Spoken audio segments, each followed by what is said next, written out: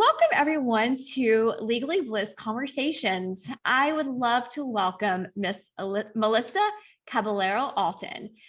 Melissa is a lawyer mom of 3 and the founder of the Objectionable Mom.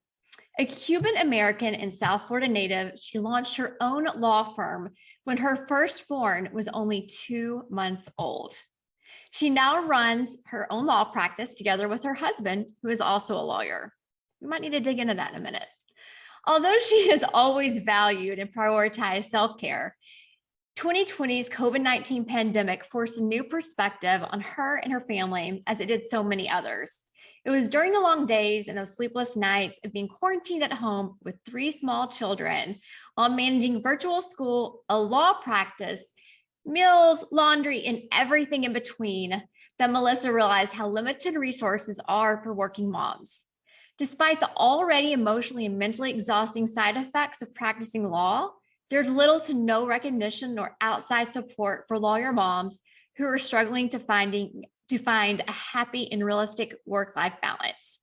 If you're listening to this podcast and you're not watching, Melissa is chugging her coffee right now. So very appropriate. Because we always need coffee at this point. We always need coffee. Melissa started the Objectionable Mom. So make sure you check out her Instagram. It's so fun.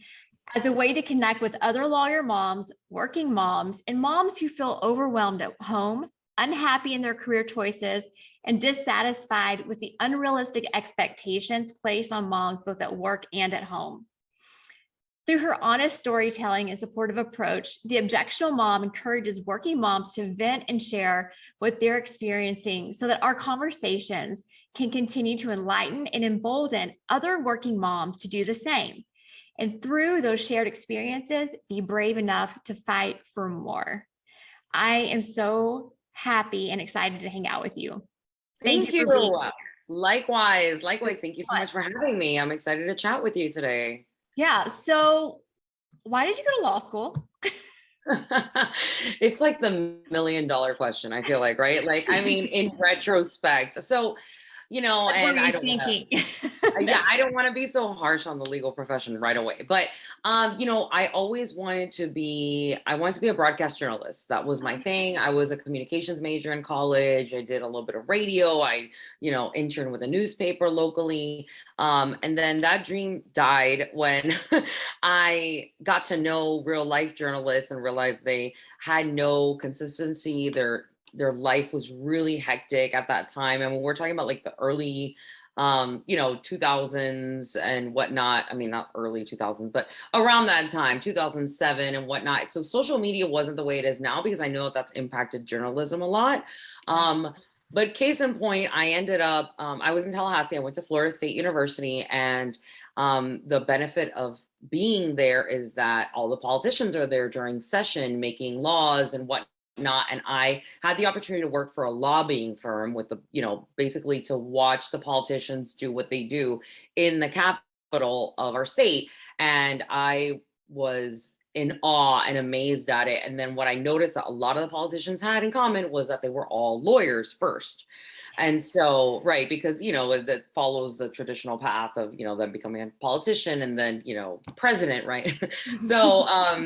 So I thought, okay, maybe law school is a good fit for me because I always loved like speaking and I loved writing and reading. So I thought, I think this is going to be good and open a lot of doors for me, right? And so that is why I went to law school. And so after I graduated, I was already working at a law firm there in Tallahassee just to sort of get my feet wet and see what it was all about. And I liked it. And so I went to law school, and then I got a job litigating, and then I fell into litigation sort of in that way as well, because, it's one of those things where you're a brand new lawyer and you're like, okay, you want to hire me to do something? Sure. I'll do whatever you want. And it's hard to say no, right?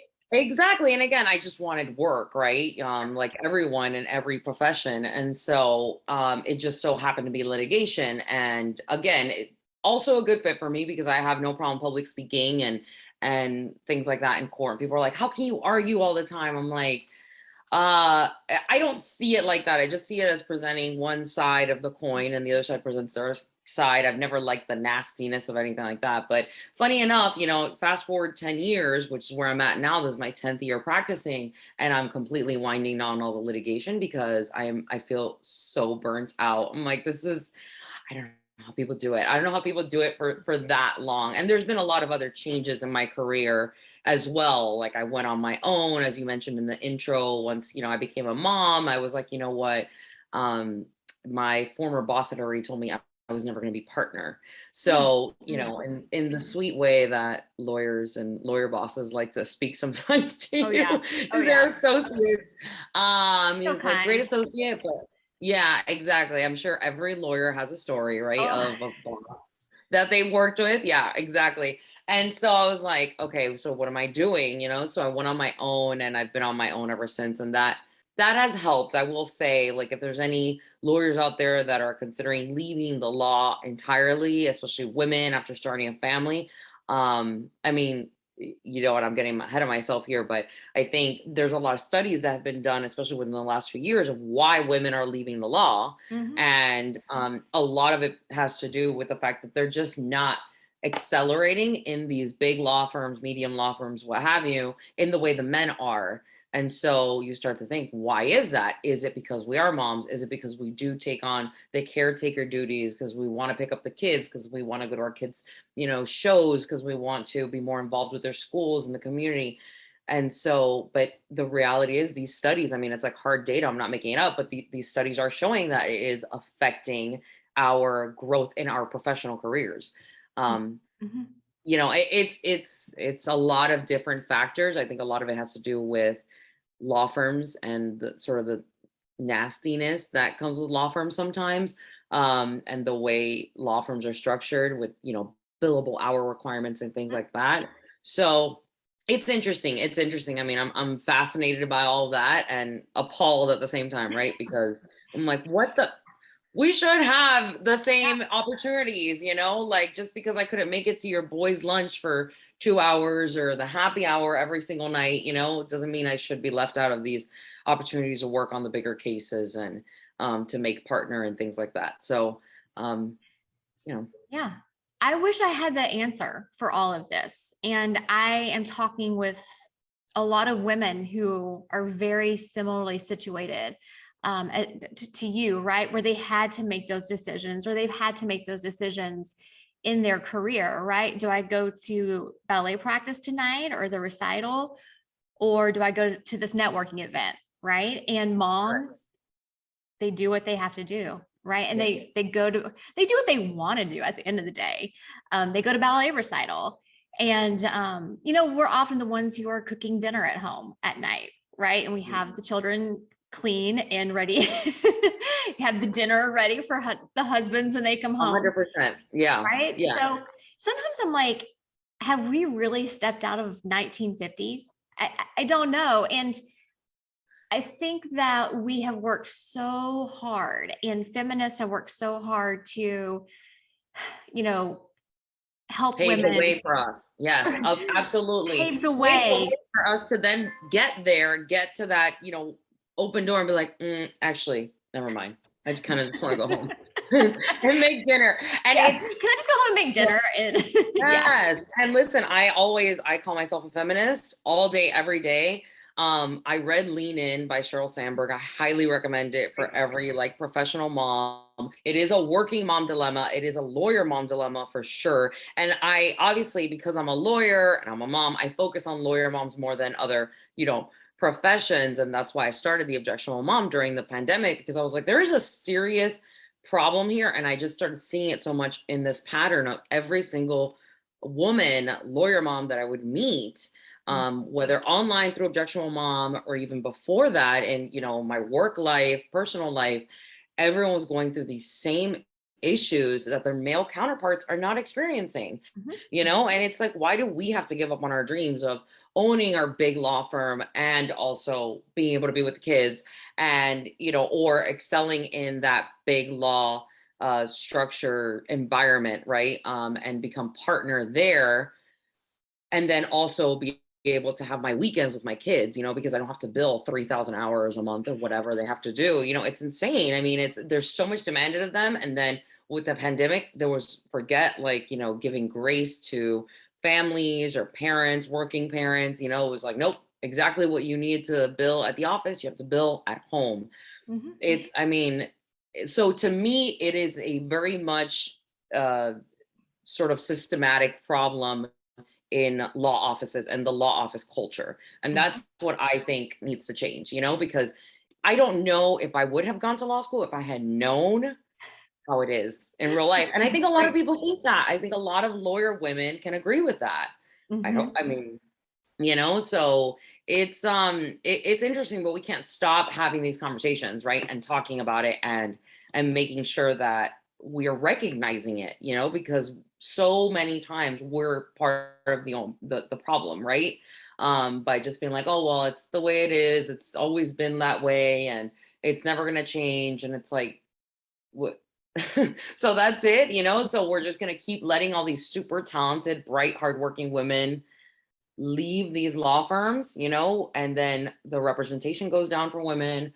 All you see at the top, it's the same thing. It's like the white male partners, white male partners, white male partners. That's all it is. Maybe one woman, Yeah, it's you like know. 75%, are male. It's like when Exactly. I graduated from law school, it was the first year that it was 51% women and 49% men. And this was in 2003. So that's pretty awesome, right? But Yeah. it's nothing has changed. Like nothing has changed. I haven't seen a lot of changes at the law firm level when it But comes to that's leadership. exactly. So these studies that the American Bar Association have Yeah. done, I think they did one in 2019.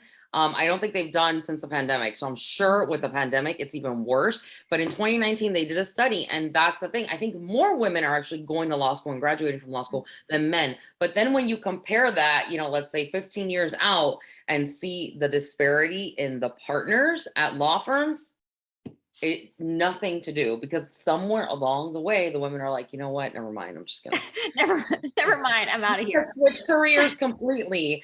And and again, the feminist in me is like, no, we have to like honor what our the generations before us did for us, but at the same time, why sacrifice so much for a profession or a law office or a work environment that doesn't recognize your value? Oh yeah.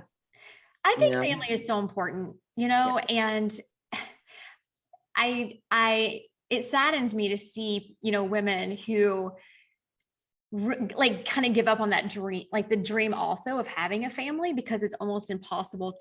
It's very difficult. I'm not going to say it's impossible, right? Because women do it, but it's so hard to have that balance. So let me ask you, I'm curious, when you were at, okay, so you're at a law firm for how many years? It was I was practicing at different law firms for Okay. about, I mean, really like 2 3 years. I was Okay. at a law firm for 2 years, and then I got pregnant and had my first son. Okay. And then you started your own practice. Correct. So Yes. I'm curious, like, what did you learn from working in a law firm? Like, what did you take to your solo practice? I'll call it your solo practice. I guess you're working with your husband, but like, what did you learn from there, and what kind of changes did you implement in your solo practice?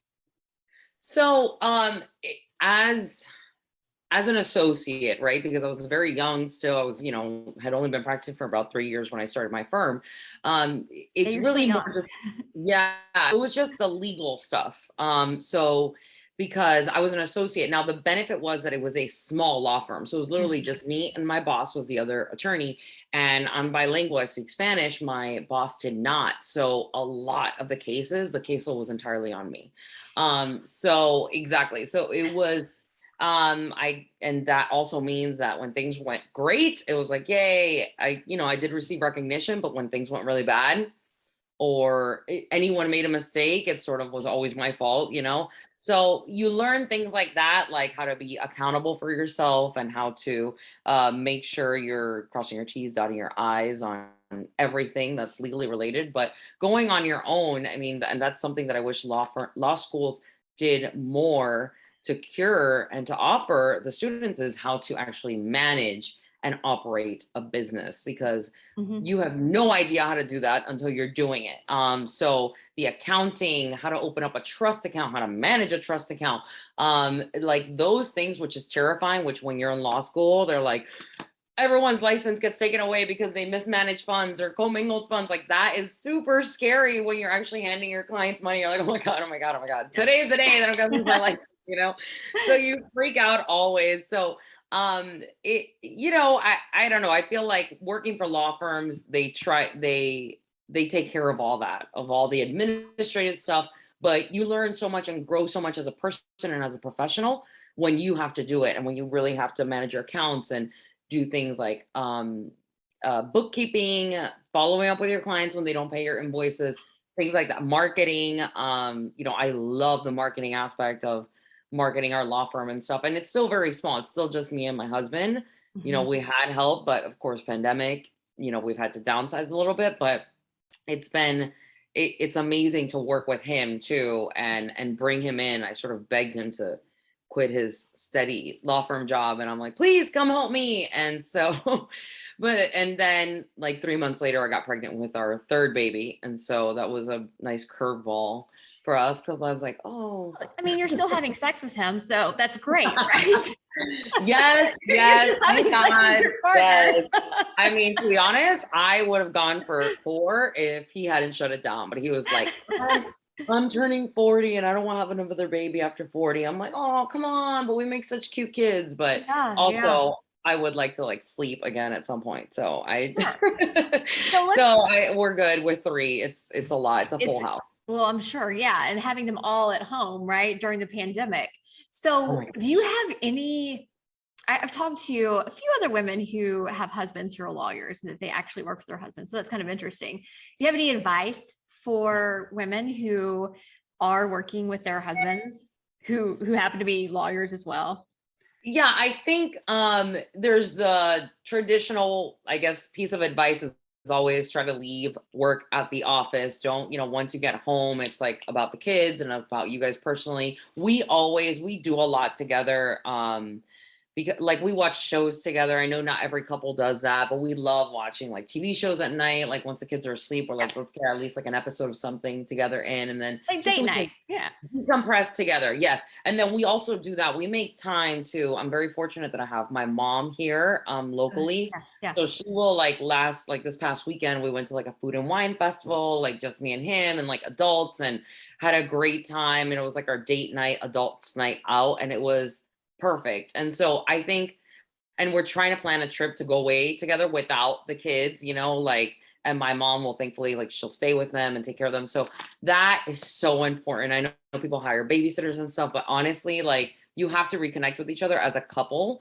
And that goes the same for when you're parenting together and when you're working together, because otherwise you're just managing each other, pointing out each other's mistakes. I mean, trust me, it gets difficult sometimes. I won't lie, because he won't do something in the style that I want it, or I'm he tells me to do something 15 times and I forget because I get distracted and I go do 20 other things, and then I'm like, oh yeah, and so but it's the best setup for us because our Mhm. kids are little, and because it gives us the most flexibility to be able to divide up the tasks of the kids, and who picks up one day and who gets to stay at the office late another day, and like that. So, and we're at the end of the day, we're working for the same thing, for the Yes, benefit of yes. our family and growing Teammates. that business. Yeah, exactly. And together it's given us an opportunity to also like brainstorm more things that we want to do together, like other side ventures and things like that. So, it just makes you realize how powerful you can be as a team. So if Mm. you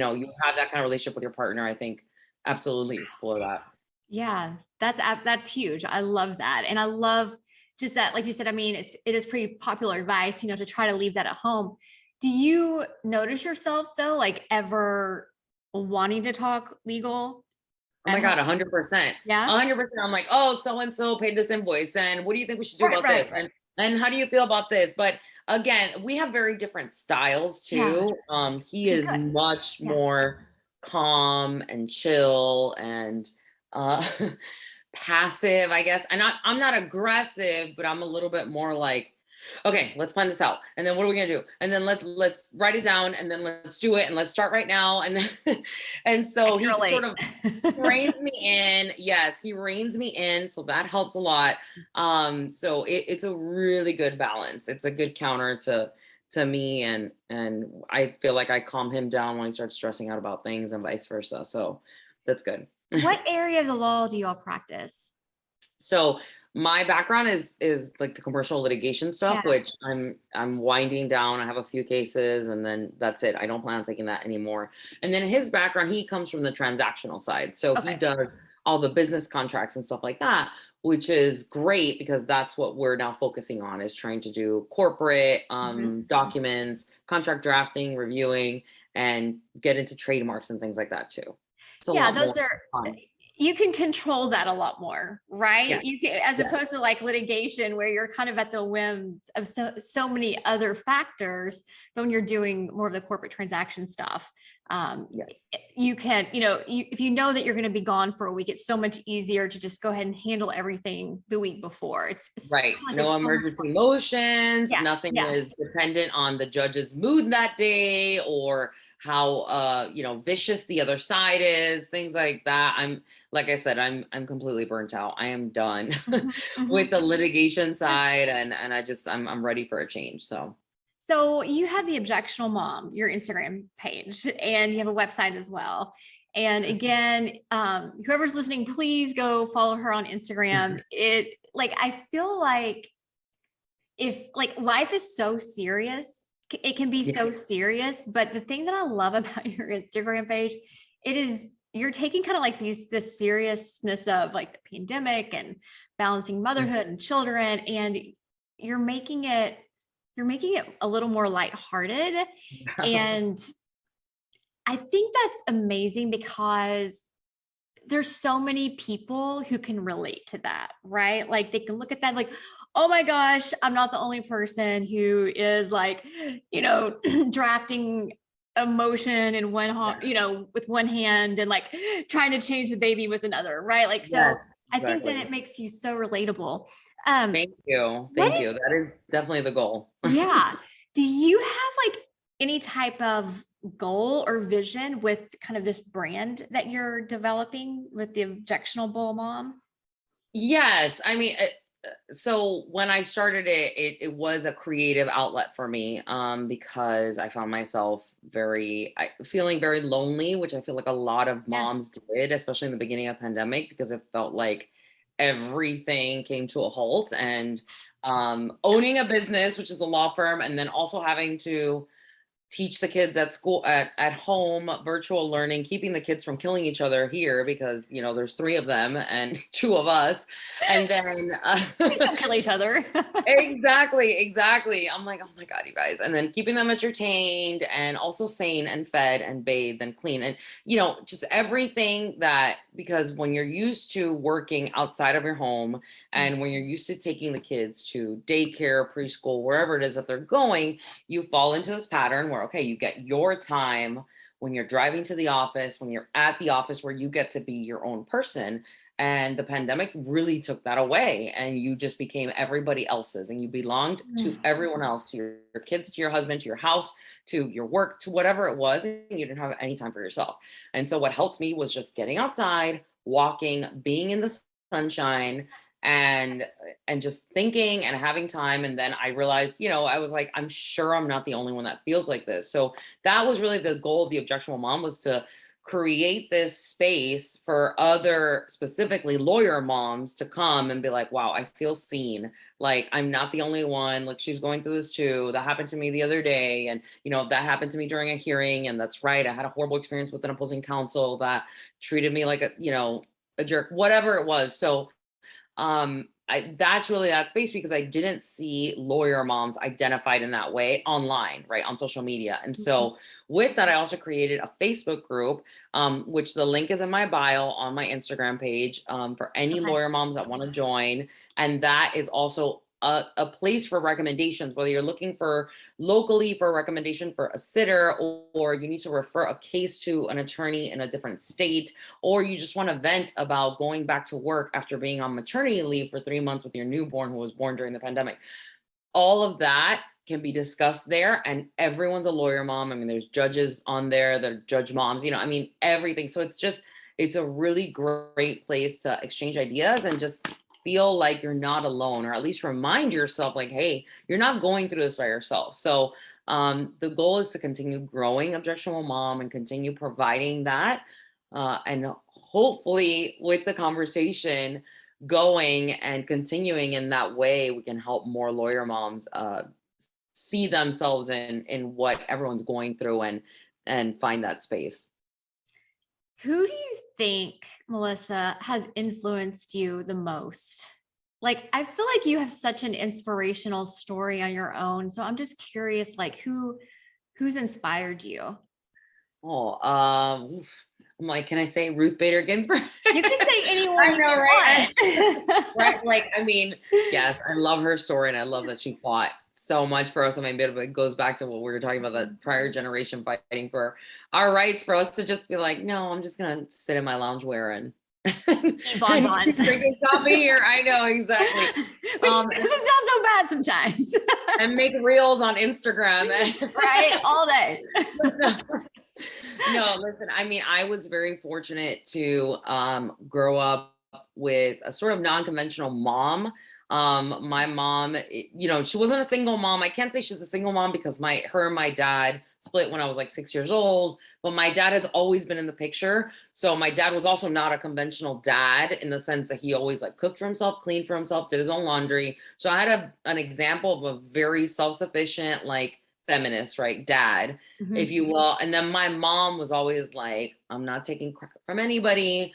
I don't care if I don't speak English. I am gonna get to the highest position I can in this company and work every single day and just, do what I want to do and what I think is right. And so I was very fortunate to have them both sort of present these great role models for me. And, as an only child, it was just, they're immigrants from Cuba. So it's inspiring to think about how far they came, with what little they had. So, and I feel like the least I can do is do the same and just go as far as I can, with what I have.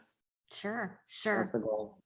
So if you look back at young little Melissa growing up, did you grow up in Florida? Mm-hmm. Probably had cute like little pigtails. If you could like give her a piece of advice, knowing what you know now, what would you tell her? It's funny because I have a daughter now. I have two boys, and my youngest is the girl.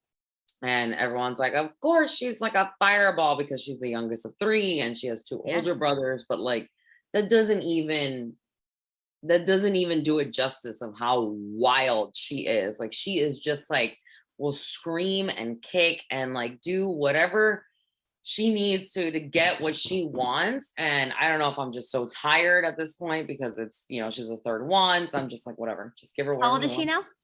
She's 2.5. Oh, so I know she's not even like she's not even like a teenager or anything yet. She's tiny. She's right? Like tyrant. But I think of her and I just always think, I'm like, never ever lose that spirit. Like, I hope that the world doesn't like crush her or make her insecure, or give her doubts and things like that. And that's probably the same advice I'd give myself, because you go through experiences as women, especially, that, make you insecure and somehow define or change the way you think about certain things. And I hope for my daughter, and what I would tell myself is the same thing. Just keep that spirit and just keep going and do what you think is right and fight for what you want, whether it's women's equality at work or, a family that is safe and fed and, you can provide for them doing what you love. That's what I would tell them. That's what I would tell her. Okay, so let me ask you this. I've been playing around with this a little bit in my head. I don't have children. I am an auntie of 3. I love children, but don't know if I love the idea of parenting. I commend you. But I'm still playing with this. What if your daughter came to you and she's like 22 and she's like, Mom, I went to college. I want to get married and I want to have a family and I don't want to work. Like, I want to be Stay home mom. a stay at air quotes, stay at home mom, right? Like I'm sitting here. I just want people to understand that like, that's where the hardest jobs around, right? And one of Oh the my God, 100%. most 100%. thankless jobs, the most, Yeah. it should be the highest paid job, but it is what it is. Like, what if she came up to you and said that when she's like 22, right? And 20 years from now, I don't want to further my education anymore. Like, I want to marry Billy. He's proposed to me and he wants me to stay at home and take care of the children. And we want like this lifestyle that's like very, very traditional. Like, let's harken back to like before, the 60s and the 70s and the 80s and all of that we went through. What would you say to her? I would make sure she understands what a privilege it is to be able to do that. Because if she's under the circumstance, because so many women have to work because we have to, because our partners don't make enough to, supply for everyone, right? Don't make enough for us to be able to stay at home and not work and not contribute to the household, or there's single moms or, widowed. I mean, God forbid, whatever it is, right? So I would make sure she understands the privilege of being able to do that, so she doesn't take it for granted. But I would also try to ingrain in her the understanding that happiness does not come from being a mom or being a wife or staying at home or working in an office or working for yourself or working for a company. Happiness, in my opinion, it comes from doing what you love and what makes you you. So if she identifies with that about staying at home and raising a family, there's nothing wrong with that. But I would still remind her to make time for having a hobby, for doing something that she can grow, something that she can learn from, right? Gardening, writing, journaling, podcasting, like whatever it is that makes her happy, because someday those kids are going to be gone. Someday those kids are no longer going to live with you. They grow up and they go out and they live their own lives. That's how you know that you've succeeded as a mom, because you've made independent children that have their own lives, right? That's my opinion of what makes mothering successful, right? Being a parent successful. So one day she's not going to have that. It seems so far away, but 18 years flies by in the blink of an eye. So I would make sure she understands that, so she also keeps a part of herself nourished and continues growing and developing her own sort of mental, emotional state in that way. Like I said, whether it's through a hobby like gardening or writing or, running, whatever it is that makes her feel like she's doing something for herself. I think that is a beautiful piece of advice that could go for any woman, right? Like I think absolutely. Yeah. That's why, because it's about like, you never listen. I mean, I don't know if I know myself better now than I did 5 years ago, 10 years ago, 20 years ago. I feel like every day I'm learning something new about myself, about the world, about my family. And I think that's a beautiful thing. But I also don't stop. I'm always, discovering something and trying new things. And I think that's really where the magic happens. And it's not necessarily as part of being a lawyer or being a mom or being a wife. Sometimes it's things completely on my own. My husband hates running and is not like a person that exercises, but I love it. So I try to, I run a few times a week and I write, and I like doing all these things that are only for me, because I know that at some point my kids are going to be grown and they're going to be gone from here. And then that's great. That's what I want. Right. I mean, my husband and I will hopefully be able to travel the world, but I want to know that I also developed myself in that time. Yeah. Yeah. Parenting, I guess, it is about helping your children grow those wings, right? So they can ultimately fly on their own. And like, it's scary to think about that, but like you said, that's a success story, Exactly. I think that's the goal, is to know that you created a nice, kind person who's independent. Well, I want to be respectful of your time, Melissa. This has been so much fun. And I want to thank you so much for coming and hanging out with me. And I would like to just leave you with a couple more questions, and we can end there if you don't mind. Of course. We've kind of touched on this. I know that you're transitioning out of litigation into more corporate work and you're wanting to grow the Objectionable Mom. First of all, like what do you see like next for you in your career? And I want people to be able to find you on social media. Yeah. So for my career with our law firm, I mean, I want to grow beyond just me and my husband because I want to be able to not be on call all the time. Right now, we're sort of in a weird space where it's me doing all the marketing and then also bringing all the clients and billing and doing everything. So I want to grow the law firm in that sense, in the traditional sense of a law firm of hiring staff and whatnot. So Yeah. we can disconnect and do more of these other things that we have going on, like the Objectionable Mom. And with the Objectionable Mom, my goal is to write a book that will hopefully resonate with other lawyer moms that, see themselves in the stories and sort of snippets and things that have happened to me that I think they can really relate, and not just things that have happened to me as a lawyer mom, but just as a new associate, as, starting my business and all of that. So that is the goal for Lawyer Mom. So I'll definitely keep you posted on that. And yeah, for now, I mean, it's really just following and supporting the Objectionable Mom on Instagram. That's where I'm usually hanging out. But then if there's any lawyer moms that want to join the Facebook group, absolutely. Like I said, there's a link in the bio page of @theobjectionablemom on Instagram. Awesome. And I will have all of that in the show notes of the podcast as well. So people can find you.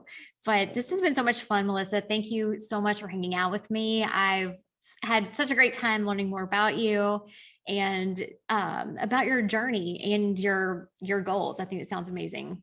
Thank you. Thank you so much for having me. And I think this is totally valuable work, what you're doing. So thank you for connecting the legal community like this. Thank you, my friend. Bye.